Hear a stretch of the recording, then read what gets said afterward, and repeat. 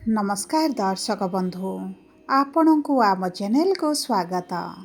आजिर कार्यक्रमटी समस्त मीन राशि लोक मानक पई बहुत अधिक गुरुत्वपूर्ण रही कारण एही वीडियो रे आपणकर संपूर्ण जुलाई मासटी केमिति रहिबो कौन परिवर्तन हेबो ना नाही समय आपणकर बदलिबो ना पूर्व मास गुड़िक पली रहिबा पई जाउछि एवं ग्रह मानकर गोचर राशि परिवर्तन एवं तांको चलन रे परिवर्तन आपणक जीवन रे की प्रकार प्रभाव पकाइबो एवं आपण जहा भाबिचंती ताहा हेई पारिबो कि नाही आगकू भाग्य एही मासरे आपणकर साथ देबो ना नाही एही वीडियो रे विस्तृत भाबरे आलोचना करिबा एवं सबुठारु बड़ कथा हेउछि आपणकर राशिटी मीन हेले मध्य नक्षत्र अनुजाई शुभदायक रहिबो ना अशुभदायक रहिबो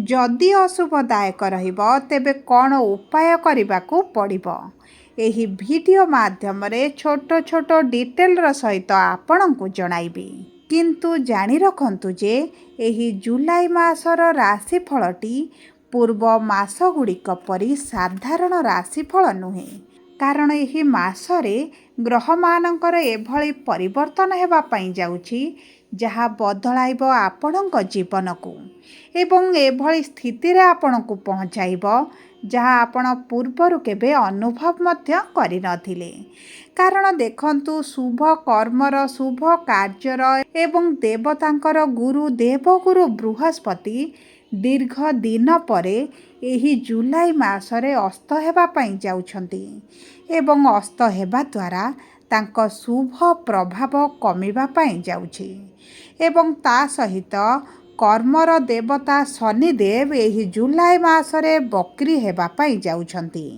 एवं तांको प्रभाव बढ़िबा पई जाउछि जहा आपणक जीवन रे कठिन समय दुख समय को बढ़ाइबारे मध्य साहाय्य करिपारे तेणु करी आपण ध्यान देई देखंतु बुझंतु एवं केउ कार्य न करिबा भल रहिबो केउ दिग प्रति अधिक ध्यान देबाटी ठीक रहिबो ताहा जानंतु एबे आसंतु कार्यक्रमटी को आग को बढ़ाइबा किंतु वीडियोटी आरंभ करिबा पूर्वरु जदि आपणकर भी मीन राशि होइथाए एवं आपण भी ईश्वर को आंतरिक भक्ति एवं विश्वास करंती तेबे वीडियोटी को लाइक करंतु कमेंट बॉक्स रे जय जगन्नाथ जय माँ लक्ष्मी अवश्य लिखि दियंतु ता सहित आम सह जोगाजोग करिबा पई वीडियोर मध्य भाग रे एक व्हाट्सएप नंबर टी दिया जाइछि जो नंबर साहाय्य आपण आम सह जोगाजोग करी निजर नूतन कुंडली प्रस्तुत करि परिबे कुंडली विश्लेषण कराई परिबे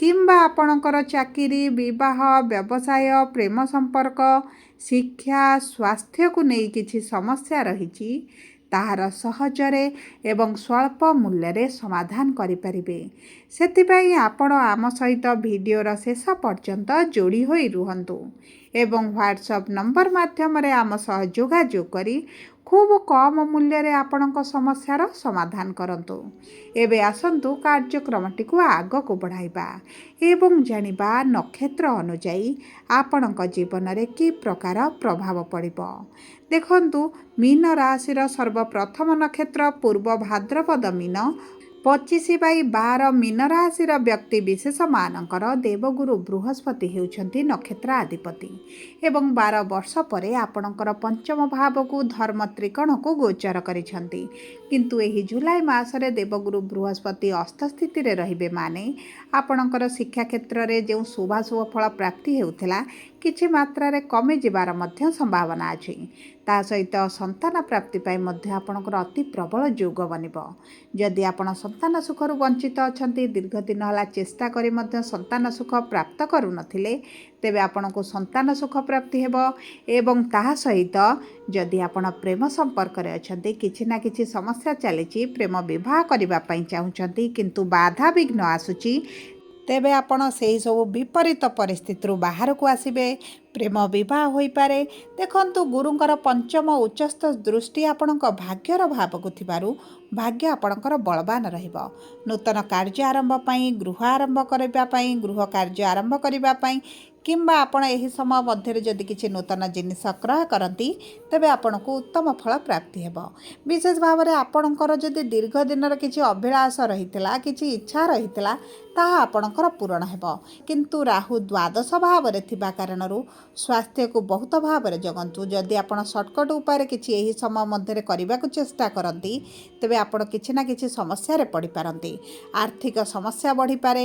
ଅର୍ଥର ଅଭାବ କାରଣରୁ ଆପଣଙ୍କର ବହୁତ ଗୁଡ଼ିଏ କାର୍ଯ୍ୟରେ ଆପଣ ବିଳମ୍ବ ଦେଖିପାରନ୍ତି। କିମ୍ବା ଏହି ସମୟ ମଧ୍ୟରେ ଯଦି ଆପଣ ବୈଦେଶିକ ମୁଦ୍ରା ରୋଜଗାର କରୁଛନ୍ତି, ତେବେ ଆପଣଙ୍କର ବଢ଼ିବାର ବହୁତ ଅଧିକ ସମ୍ଭାବନାଟି ରହିଛି। ଏବେ ଆସନ୍ତୁ ଜାଣିବା ଉତ୍ତର ଭାଦ୍ରପଦ ମୀନ ରାଶି 26/12 ମୀନ ରାଶିର ବ୍ୟକ୍ତି ବିଶେଷମାନଙ୍କର ଶନି ହେଉଛନ୍ତି ନକ୍ଷତ୍ରାଧିପତି। ଶନି ବିରାଜମାନ କରିଛନ୍ତି ଆପଣଙ୍କ ରାଶିରେ ପ୍ରଥମ ଭାବରେ, ଯେଉଁ କାରଣରୁ ଆପଣଙ୍କର ଶନିଙ୍କର 7.5 ଚାଲିଛି। ଏହି ସମୟ ମଧ୍ୟରେ ଆପଣ ଯେଉଁ ମାନସିକ ଦୁଶ୍ଚିନ୍ତାରେ ରହୁଛନ୍ତି ଏବଂ ମନସ୍ଥିତି ଭଲ ରହୁନାହିଁ, ଆପଣଙ୍କ କର୍ମକ୍ଷେତ୍ରକୁ ନେଇ, ଆର୍ଥିକ ସ୍ଥିତିକୁ ନେଇ, ପାରିବାରିକ ଚିନ୍ତାକୁ ନେଇ, ସେହି ସବୁ କ୍ଷେତ୍ରରେ ଧୀରେ ଧୀରେ ପରିବର୍ତ୍ତନ ଦେଖିବା ଆରମ୍ଭ କରିବେ। ବିଶେଷ ଭାବରେ ଏହି ମାସରେ ଶନି ଯେହେତୁ ବକ୍ରି ହେବେ, ଆପଣଙ୍କ ପାରିବାରିକ ସମସ୍ୟା ଟିକେ ବଢ଼ିପାରେ। ସେ ଦିଗ ପ୍ରତି ଦୃଷ୍ଟି ଦେବେ। ସପ୍ତମ ଭାବକୁ ଶନିଙ୍କର ସପ୍ତମ ଦୃଷ୍ଟି ଥିବା କାରଣରୁ ଆପଣଙ୍କ ବୈବାହିକ ଜୀବନରେ ଛୋଟ ବଡ଼ କଥାକୁ ନେଇ କିଛିଟା ଝଗଡ଼ା, ମନମାଳିନ୍ୟ, ମତଭେଦ ଦେଖା ଦେଇପାରିବେ। ପରିବାର ଲୋକଙ୍କ ସହିତ କିଛିଟା ଆପଣଙ୍କର ଉଚ୍ଚ ନିଚ ଭଳି ପରିସ୍ଥିତି ମଧ୍ୟ ଦେଖା ଦେଇପାରେ। ସେ ଦିଗ ପ୍ରତି ଆପଣଙ୍କୁ ବହୁତ ଅଧିକ ଦୃଷ୍ଟି ଦେବା ସହିତ, ଯଦି ଆପଣ ଟ୍ରାନ୍ସପୋର୍ଟରେ କାର୍ଯ୍ୟରତ ଅଛନ୍ତି କିମ୍ବା IT/AI ଫିଲ୍ଡରେ କାର୍ଯ୍ୟରତ ଅଛନ୍ତି, ତେବେ ସେହି ସବୁ କ୍ଷେତ୍ରରେ ଆପଣଙ୍କର ଟିକେ ମାନସିକ ଦୁଶ୍ଚିନ୍ତା ମଧ୍ୟ ଦେଖା ଦେଇପାରେ। କିନ୍ତୁ ଏହି ସମୟ ମଧ୍ୟରେ କର୍ମକ୍ଷେତ୍ରରେ ପରିଶ୍ରମ ବଢ଼ିବା ସହିତ ଆପଣଙ୍କୁ ଉଚ୍ଚ ସଫଳତା ମଧ୍ୟ ପ୍ରାପ୍ତ ହେବ। ଆପଣଙ୍କର ପୂର୍ବରୁ ଯଦି କିଛିଟା ସମସ୍ୟା ରହୁଥିଲା, ବାଧା ରହୁଥିଲା, ବିଘ୍ନ ରହୁଥିଲା କର୍ମକ୍ଷେତ୍ର ସମ୍ବନ୍ଧିତ, ତାହା ଦୂର ହୋଇଯିବ।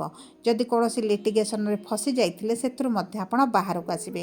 ମଙ୍ଗଳଙ୍କର ଚତୁର୍ଥ ଦୃଷ୍ଟି ଆପଣଙ୍କର ସପ୍ତମ ଭାବକୁ ରହିବା କାରଣରୁ କିଛିଟା ଶୁଭ କାର୍ଯ୍ୟ, ମାଙ୍ଗଳିକ କାର୍ଯ୍ୟ ଆପଣଙ୍କ ଗୃହରେ ଅଚାନକ ମଧ୍ୟ ଆପଣ ଦେଖିପାରନ୍ତି। କିଛି ନା କିଛି ଶୁଭ କାର୍ଯ୍ୟ ଅନୁଷ୍ଠିତ ହେବ, ଯେଉଁ କାରଣରୁ ଆପଣଙ୍କର କିଛି ଅର୍ଥ ମଧ୍ୟ ଖର୍ଚ୍ଚ ହୋଇପାରେ।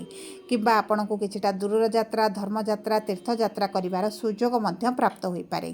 ଆପଣଙ୍କର ଏକାଦଶ ଭାବ, ଦ୍ୱାଦଶ ଭାବର ସ୍ୱାମୀ ଶନି ହୋଇ ଆପଣଙ୍କ ପ୍ରଥମ ଭାବରେ ଥିବାରୁ ଖାଦ୍ୟ ପାନୀୟ ଉପରେ ବିଶେଷ ଭାବରେ ଧ୍ୟାନ ଦେବେ। ଆପଣଙ୍କର ଆଣ୍ଠୁ, ଗଣ୍ଠି, ଅଣ୍ଟା ଏହିଭଳି କିଛି ନା କିଛି ଯନ୍ତ୍ରଣା ଦେଖା ଦେଇପାରେ। ଆପଣ ଅସ୍ଥିଗତ ସମସ୍ୟା କିଛିଟା ଭୋଗ କରିପାରନ୍ତି। କିନ୍ତୁ ଆପଣଙ୍କର ଗୁପ୍ତ ଶତ୍ରୁମାନେ ଧୀରେ ଧୀରେ ନାଶ ଯିବା ଆରମ୍ଭ କରିବେ। ଏବେ ଆସନ୍ତୁ ଜାଣିବା ରେବତୀ ମୀନ ରାଶି 27/12 ମୀନ ରାଶିର ବ୍ୟକ୍ତି ବିଶେଷମାନଙ୍କର ବୁଧ ହେଉଛନ୍ତି ନକ୍ଷତ୍ରାଧିପତି। ବିରାଜମାନ କରିଛନ୍ତି ପଞ୍ଚମ ଭାବରେ। କିନ୍ତୁ ଏହି ଜୁଲାଇ ମାସରେ ବୁଧ ଗୋଚର କରିବେ ବକ୍ରି ସ୍ଥିତିରେ ଆପଣଙ୍କର ଚତୁର୍ଥ ଭାବକୁ, ଯେଉଁ କାରଣରୁ ଆପଣଙ୍କ ମାଆଙ୍କୁ ନେଇ ଯଦି ଆପଣ ଚିନ୍ତିତ ରହୁଛନ୍ତି, ତାହା ଦୂର ହୋଇଯିବ। ଆପଣଙ୍କର ଯଦି କୌଣସି ପ୍ରତିଯୋଗିତାରେ ଭାଗ ନେଉଛନ୍ତି, ତେବେ ଆପଣଙ୍କୁ ଉତ୍ତମ ଫଳ ପ୍ରାପ୍ତି ହେବ। ଯଦି ଆପଣ ସରକାରୀ ଚାକିରି ପାଇଁ ଚେଷ୍ଟା କରୁଛନ୍ତି, କିଛିଟା ଇଣ୍ଟରଭ୍ୟୁ ଏଣ୍ଟ୍ରାନ୍ସ ଦେଉଛନ୍ତି, ତେବେ ଭାଗ୍ୟ ଆପଣଙ୍କର ବଳବାନ ରହିଛି। ଆପଣଙ୍କ ସରକାରୀ ଚାକିରି ପାଇଁ ଅତି ପ୍ରବଳ ଯୋଗ ବନିବା ସହିତ, ଯଦି ଆପଣ ପ୍ରାଇଭେଟ୍ ଚାକିରି ପାଇଁ ମଧ୍ୟ ଚେଷ୍ଟା କରୁଛନ୍ତି, ତେବେ ମଧ୍ୟ ଆପଣଙ୍କ ପାଇଁ ଶୁଭଦାୟକ ରହିବ। ଯଦି ବିଦ୍ୟାର୍ଥୀମାନଙ୍କର ଶିକ୍ଷା କ୍ଷେତ୍ରରେ ମନପସନ୍ଦର କଲେଜ ମିଳୁନଥିଲା, ମନପସନ୍ଦର କୋର୍ସ ମିଳୁନଥିଲା, ସେହି ସବୁ ପରିସ୍ଥିତିରେ ଆପଣ ନିଶ୍ଚିତ ଭାବରେ ଶୁଭ ଫଳ ପ୍ରାପ୍ତି କରିବେ। ଏବଂ ଆପଣ ଯଦି ଆର୍ଥିକ ସମସ୍ୟା ଦେଇ ଗତି କରୁଛନ୍ତି, ସେହି ଆର୍ଥିକ ସ୍ଥିତିରେ ଆପଣଙ୍କର ପରିବର୍ତ୍ତନ ଆସିବ। ଯଦି ଆପଣଙ୍କର କିଛି ଲୋନ୍ ପାଇଁ ଆପ୍ଲାଏ କରିଛନ୍ତି, କିଛିଟା ଇନଭେଷ୍ଟର ଖୋଜୁଛନ୍ତି, କିଛି ଅର୍ଥର ଆବଶ୍ୟକତା ରହିଛି, ତାହା ଆପଣଙ୍କର ପୂରଣ ହୋଇଯିବ। ଆପଣଙ୍କର ଅଷ୍ଟମାଧିପତି ପଞ୍ଚମ ଭାବରେ ଥିବାରୁ ଅଚାନକ ଧନ ଲାଭର ମଧ୍ୟ ସମ୍ଭାବନା ରହିଛି। କିମ୍ବା ଆପଣଙ୍କର ବକେୟା ଅର୍ଥ ଆପଣଙ୍କୁ ମିଳିପାରେ। ଆପଣଙ୍କ ପୈତୃକ ସମ୍ପତ୍ତିକୁ ନେଇ ଯେଉଁ ଡିସ୍ପ୍ୟୁଟ୍ ଚାଲିଛି, ସେ ମାଧ୍ୟମରେ ମଧ୍ୟ ଆପଣଙ୍କୁ କିଛିଟା ଧନ ଅର୍ଥ ପ୍ରାପ୍ତ ହୋଇପାରେ। ସବୁଠାରୁ ବଡ଼ କଥା ହେଉଛି, ଯଦି ଆପଣ ବିଦେଶ ଯିବା ପାଇଁ ଚାହୁଁଥିଲେ, ତେବେ ଆପଣଙ୍କ ପାଇଁ ଉତ୍ତମ ସମୟ ରହିଛି। କିଛି ନା କିଛି ପରିବର୍ତ୍ତନ ଆପଣଙ୍କ ଗୃହରେ ହୋଇପାରେ କିମ୍ବା ଆପଣଙ୍କ କର୍ମକ୍ଷେତ୍ରରେ ଆପଣ ଦେଖିପାରନ୍ତି। ସବୁ ପରେ ଅଶୁଭତ୍ୱକୁ ଦୂର କରି ଶୁଭାଶୁଭ ଫଳ ପ୍ରାପ୍ତି କରିବା ପାଇଁ ପ୍ରତ୍ୟେକ ଦିନ ଗୁରୁଙ୍କର ବୀଜ ମନ୍ତ୍ର 108 ଥର ପାଠ କରନ୍ତୁ। ଶନିବାର ଦିନ ଶନିଙ୍କ ମନ୍ଦିରରେ ସୋରିଷ ତେଲର ଦୀପ ଜାଳନ୍ତୁ। ଶନିଙ୍କର ବୀଜ ମନ୍ତ୍ର ପ୍ରତିଦିନ ସନ୍ଧ୍ୟା ସମୟରେ ପାଠ କରିବା ସହିତ ହନୁମାନ ଚାଳିଶା ପ୍ରତିଦିନ ପାଠ କରନ୍ତୁ। ଏବଂ ଗୁରୁବାର, ବୁଧବାର ଦିନ ଛୋଟ ଗାଈ ବାଛୁରୀମାନଙ୍କୁ ଆପଣ କିଛିଟା ସବୁଜ ରଙ୍ଗର ଚାରା ଦିଅନ୍ତୁ, ଘାସ ଦିଅନ୍ତୁ। ଆପଣଙ୍କ ପାଇଁ ଅତ୍ୟନ୍ତ ଶୁଭଦାୟକ ରହିବ। जदि आपणकर मीन राशि होता है वीडियोटी किभଳି लागला कमेंट बॉक्स रे लिखि जणातु। जदि आपणक प्रियजनकर मीन राशि होता है वीडियोटी तांको सहित शेयर करंतु। जदि प्रथम थर आम चैनल को आसी चैनल टी को सब्सक्राइब करंतु। पाखरे थिबा बेल आइकन को प्रेस करंतु। धन्यवाद।